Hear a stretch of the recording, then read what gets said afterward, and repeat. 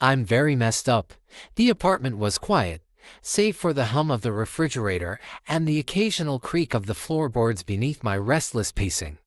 The stillness around me only magnified the noise in my head, a chaotic orchestra of doubts, regrets, and fears, all clashing and jostling for dominance.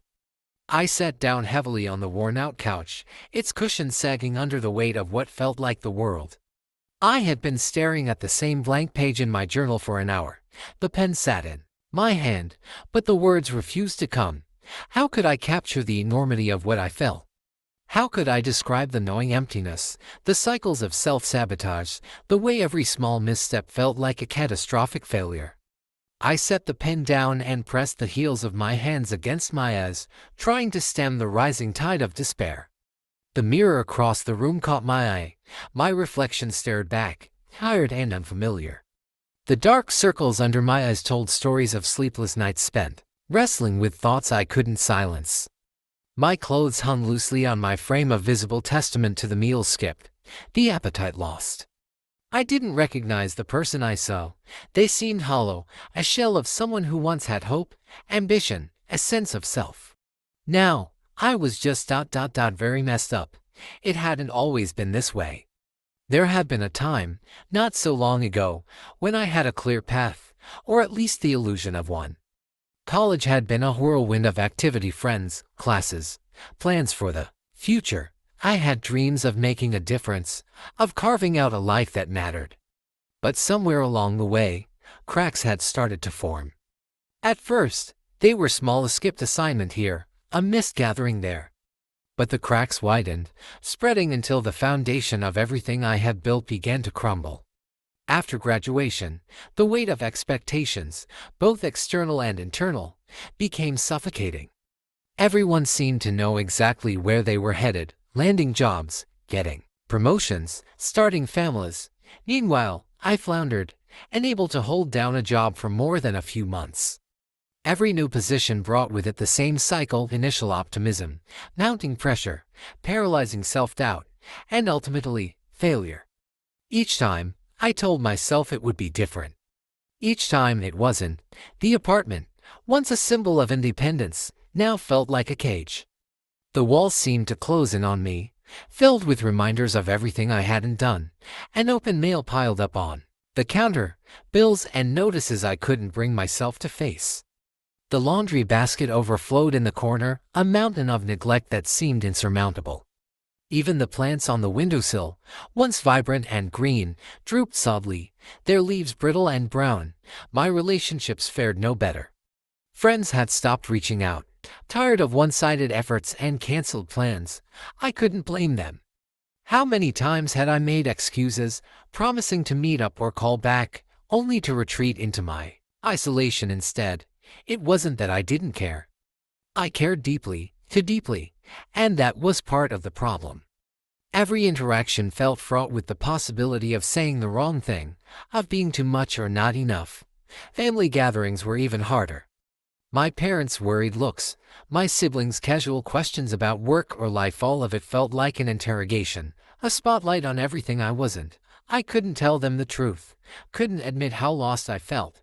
So, I deflected with vague answers and forced smiles, hoping they wouldn't see through the facade. Nights were the worst. When the distractions of the day faded, I was left alone with my thoughts. The silence became a breeding ground for self-criticism, every mistake replaying in vivid detail. Sometimes, I lay awake for hours, staring at the ceiling, my mind racing with what-ifs and why-didn'ts. Other times, I sought escape in mindless scrolling or binge-watching shows, anything to drown out the noise. I tried to seek help once. I made an appointment with a therapist, hoping they could untangle the mess inside me. But sitting in that office, staring at the gentle expression of a stranger, I froze. The words wouldn't come. How could I explain the depth of my shame, my fear, my utter brokenness? I left that session feeling worse than before, convinced that even help was beyond me. Despite it all, there were moments, fleeting, fragile moments, when a sliver of light broke through. A text from an old friend, checking in, the warmth of the sun on my face during a rare walk outside. The satisfaction of completing a small task, like washing the dishes or making the bed. These moments didn't fix anything, but they reminded me that maybe, just maybe, I wasn't beyond repair. But the road ahead felt impossibly long. The idea of rebuilding, of untangling the knots inside me, seemed overwhelming. Where would I even start? How could I make sense of the chaos? The fear of failing again loomed large, keeping me stuck in a cycle of inertia. Sitting on that couch staring at the blank page, I felt the weight of it all pressing down on me. But for the first time in a long time, I also felt something else, a flicker of defiance, a small but stubborn voice that whispered, "Start where you are. Start small. Just start." I picked up the pen again. The words didn't come easily, but they came, slowly, hesitantly. I began to write. It wasn't profound or perfect, but it was a beginning, and maybe, for now, that was enough. The act of writing, though simple, became a lifeline in those dark days. Each word felt like a tiny step forward, a way to sift through the chaos and make sense of the tangled mess in my mind. At first, it was just a daily practice, jotting down whatever came to me, whether it was a stream of thoughts, a list of small tasks I'd accomplished, or even just raw emotions that I couldn't speak aloud. Over time, though, the journal became more than a place to vent. It became a record of survival. I began to notice patterns in my entries, recurring themes of fear, avoidance, and longing. With each page, I confronted the truth I'd been avoiding. I had let my life spiral not because I lacked the ability to change, but because I was terrified to try. The weight of potential failure was so great that I had convinced myself it was safer to remain stagnant. But as I wrote, I realized that remaining stagnant wasn't safe at all. It was a slow, suffocating kind of defeat. One night, in the middle of a particularly restless bout of insomnia, I flipped back through the journal and stumbled upon an early entry where I had listed things I wished I could do but didn't feel capable of.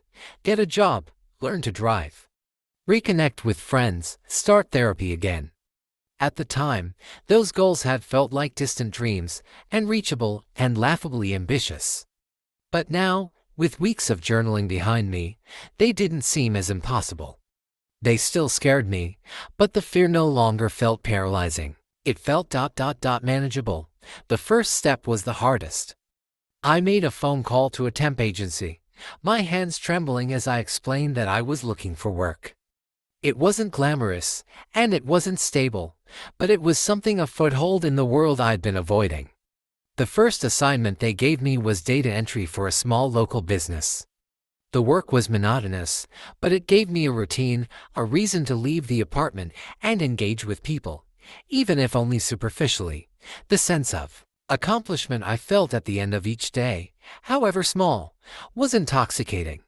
From there, I tackled the next goal on the list, learning to drive.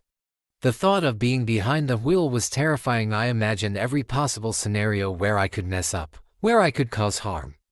But I signed up for lessons anyway, pushing through the anxiety one session at a time. My instructor was patient, and with their guidance, I began to build confidence. The day I passed my driving test, I sat in the car afterward, gripping the steering wheel tightly as tears streamed down my face. It wasn't just about the license. It was about proving to myself that I could overcome something I had once thought impossible. Reconnecting with friends was more complicated. I started with a single text to an old college roommate, apologizing for the way I had drifted away and explaining, as best I could, what had been going on. To my surprise, their response was warm and understanding. They didn't demand explanations or make me feel guilty for the distance. Instead, they invited me to grab coffee. That meeting was awkward at first. I struggled to find the words to explain myself without sounding like a mess, but as we talked, the walls I had built around myself began to crumble. It was the first of many small reconnections, each one a reminder that I wasn't as alone as I had convinced myself I was. Therapy, though, was the most transformative. I found a new therapist, one who specialized in anxiety and self-esteem issues. This time, I didn't freeze in the first session. I forced myself to speak, to lay out the mess as honestly as I could. The therapist didn't judge me or try to fix me. They simply listened and guided me toward unpacking the layers of guilt, fear, and shame that had held me hostage for so long. Week by week, session by session, I began to understand myself in ways I never had before. The work was slow, often grueling, but it was worth it. Months turned into a year, and though my life wasn't perfect, it was different. I had a part-time job that I didn't hate, a growing circle of supportive people, and a newfound sense of agency over my life. The apartment, once a symbol of my isolation, now felt like a sanctuary, a place where I could reflect on how far I'd come and dream about where I wanted to go next. I still had bad days, moments when the old feelings crept in and threatened to pull me under.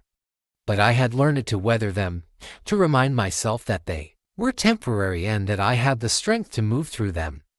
The journal continued to be a constant companion, a safe space where I could pour out my thoughts without fear of judgment. Looking back at the earliest entries, I marveled at how far I had come. The person who had written those words was still me, but they felt like a stranger shadow of the person I had become. For the first time in a long time, I felt hope. It wasn't loud or flashy, it was quiet, steady, and deeply rooted. I knew the journey wasn't over. There was still so much to learn, so much to heal, but I also knew I wasn't as messed up as I had once believed.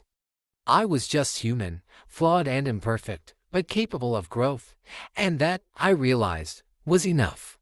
As the days continued, the sense of steady progress began to weave itself into my identity.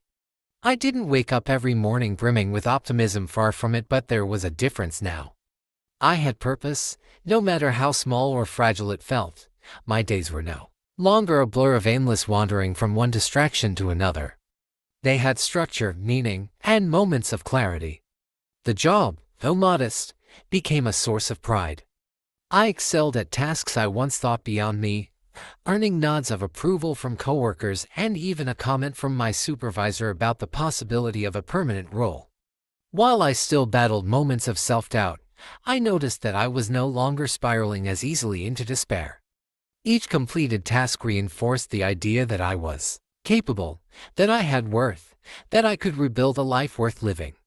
Driving, once a source of overwhelming anxiety, became a symbol of newfound freedom.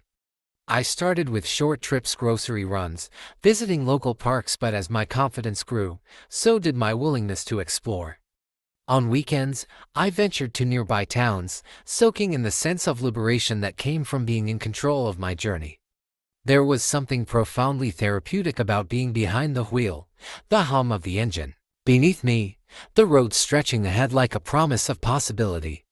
Reconnecting with friends was perhaps the most surprising aspect of my recovery. I had expected judgment, awkwardness, or even outright rejection. Instead, I found understanding and, in some cases, genuine joy at my reappearance in their lives. Some relationships required more effort to mend, but the act of reaching out, of being vulnerable enough to say, "I need you in my life," opened doors I thought were closed forever. New connections also began to form, surprising me with their warmth and ease. It turned out that the world wasn't as hostile or indifferent as I'd once believed. Therapy, of course, remained the cornerstone of my transformation. My therapist pushed me to confront not only my past but also my present patterns of thinking. We delved into the roots of my self-perception, untangling years of internalized negativity. There were sessions that left me emotionally drained, but they were balanced by breakthroughs that felt like shedding a heavy, invisible weight. Slowly, I began to see myself not as broken or irredeemable but as someone who had faced challenges and was learning to navigate them with courage. One of the most pivotal moments came on an ordinary afternoon. I was cleaning out the clutter in my apartment, a task I'd avoided for years, when I stumbled across a box of old photographs. Flipping through them, I saw glimpses of a younger version of myself, smiling, carefree, full of hope. At first, the images stirred a familiar ache, a longing for a time when life felt simpler. But as I sat with them, I felt something unexpected: compassion. That person in the photos wasn't a stranger or a ghost of who I could never be again. They were a part of me, a reminder of my resilience and capacity for joy. I took one of the photos, a snapshot of me at a family barbecue, laughing as my younger cousin tried to steal my plate and pinned it to my wall. It became a reminder that I could reconnect with that version of myself, not by erasing the pain I'd experienced but by embracing the lessons it had taught me. As time passed, I began to dream again, not the grandiose, unattainable dreams of my youth, but smaller, more grounded aspirations. I enrolled in an online course, dipping my toes back into the world of learning. I started a savings account with the modest goal of taking a weekend trip somewhere new. I even toyed with the idea of starting a hobby, something just for me, without the pressure of being good at it. The most significant change, however, was my relationship with myself. I no longer recoiled from my reflection in the mirror. I no longer avoided my own thoughts. I began to treat myself with the kindness I had always reserved for others, acknowledging my flaws without letting them define me. It wasn't easy, it still isn't, but it was a shift that felt monumental. One evening, as I sat on the couch with my journal, I flipped to the very first page. The words there were raw, filled with despair and hopelessness. It was painful to read, but it also filled me with a quiet pride. That person, the one who had felt so lost, so broken, had taken the first step. They had picked up a pen and started writing, and that simple act had set everything in motion. I closed the journal and looked around my apartment. It wasn't perfect. There were still bills to pay, still dishes in the sink, still areas of my life that needed attention, but it was mine, and it felt like home in a way it hadn't before. The walls no longer felt like a prison but a canvas, a space where I could build the life I wanted. I'm still messed up, in some ways. I still have days when the darkness creeps in, when the weight of it all feels overwhelming. But I also have days when the light breaks through, when I can see the progress I've made and feel a sense of pride in how far I've come. And for the first time in a long time, I believe that's enough. As weeks turned into months, I began to notice the subtler, quieter victories that marked my transformation. These weren't dramatic milestones or life-altering moments, but they mattered deeply to me. Waking up on a Monday and feeling a flicker of excitement about the day ahead. Finishing a book I'd picked up on a whim, sitting in silence without needing to drown out my thoughts with noise. These little shifts painted a picture of healing that, while imperfect, felt deeply authentic. One afternoon, I decided to tackle something I had avoided for years, writing a letter to myself. It wasn't an assignment from therapy or a suggestion from a self-help article. It simply felt like the right time. I sat down with a blank sheet of paper and allowed the words to flow freely. I wrote about the fear and guilt that had consumed me for so long, acknowledging their presence without letting them dominate the narrative. I wrote about the things I was proud of, the steps I had taken, the strength I had shown, even in moments when I felt weakest. I wrote about the dreams I still held close to my heart, no matter how small or fragile they seemed. By the time I finished, the paper was filled with words that felt like a lifeline to my future self, a reminder of everything I had overcome and everything I still wanted to achieve. The act of writing that letter was cathartic in a way I hadn't anticipated. I tucked it away in a drawer, knowing that one day, during a harder moment, I might need to read it again. For now, though, the act of creating it was enough. The people around me began to notice the changes, too. My therapist commented on how much more open and reflective I had become in our sessions. My old friends, the ones who had once felt like distant memories, started reaching out to me more frequently, inviting me into their lives in ways that felt both natural and affirming. Even my coworkers, who had once been strangers, started to feel like a small, unexpected community. There was one moment, in particular, that crystallized the progress I had made. It was a quiet Sunday evening, and I had just returned from a long drive along the coast, a solo trip I had taken simply because I wanted to. As I sat on my couch, the soft glow of the setting sun filtering through the curtains, I felt something I hadn't in years: contentment. It wasn't the fleeting, euphoric kind of happiness I had once chased. It was deeper, steadier, a sense of being at peace with where I was and who I was becoming. I knew there was still work to be done. There were still moments when self-doubt crept in, still scars that hadn't fully healed. But I also knew that I had the tools to face those challenges now. I wasn't running from myself anymore. I wasn't hiding in the shadows of what could have been or what I should have done differently. I was living, messy and imperfect and real. And for the first time, that felt like enough. As I sat in the growing dusk of that Sunday evening, a thought struck me, one I hadn't dared to entertain before. I was proud of myself. Not in the boastful or dramatic sense, but in the quiet, internal way that acknowledged the sheer effort it had taken to reach this moment. The version of me from a year ago wouldn't have believed it possible to feel this way. And yet, here I was. The next morning, I decided to take the day off from my part-time job. It wasn't because I felt overwhelmed or burned out, but because I wanted to celebrate the small victories I had accumulated. I spent the morning at a local coffee shop, indulging in a pastry and a novel I'd picked up from a second-hand bookstore. The story was light-hearted, a far cry from the heavy, introspective texts I used to gravitate toward, and I found myself smiling at the humor in its pages. Later, I strolled through a nearby park, the crisp air filling my lungs and the vibrant colors of the changing leaves reminding me of how far I had come. The world felt alive in a way it hadn't before, as if I had been walking through it with my eyes half closed for years and was only now seeing it clearly. At one point, I passed a playground where children were laughing and chasing each other.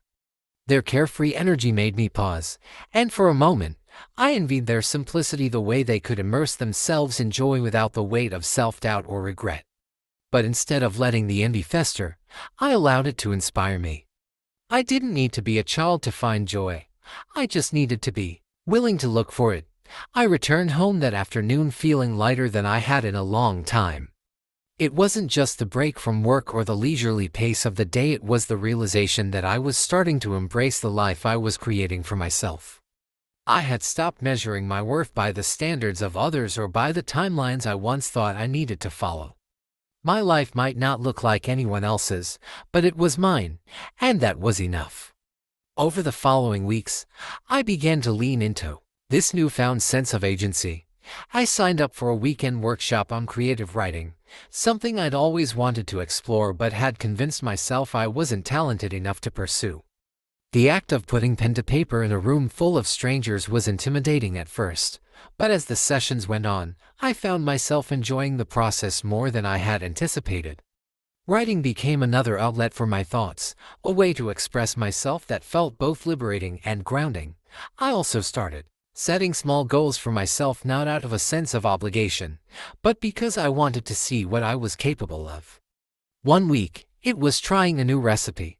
Another, it was exploring a part of the city I'd never been to before. Each accomplishment, no matter how small, became a building block in the foundation I was creating. Perhaps the most surprising development came when I began volunteering at a local community center. It started as a way to fill my weekends, but it quickly became one of the most rewarding parts of my routine. Helping others reminded me of the connections that made life meaningful, and it gave me a sense of purpose that extended beyond myself. The people I met there, each with their own stories and struggles, reinforced the idea that I wasn't alone in my journey. Of course, not every day was easy. There were still moments of doubt, still days when the shadows of my past felt too heavy to ignore. But those moments no longer defined me. They were just part of the ebb and flow of life, reminders that healing wasn't a straight line but a series of steps, sometimes forward, sometimes backward, but always moving. One evening, as I sat at my desk reflecting on the progress I'd made, I opened my journal and wrote a simple sentence: "I am enough." The words felt foreign at first, almost too bold to claim, but as I stared at them, I realized they were true. I didn't need to have everything figured out. I didn't need to be perfect. I just needed to keep going, one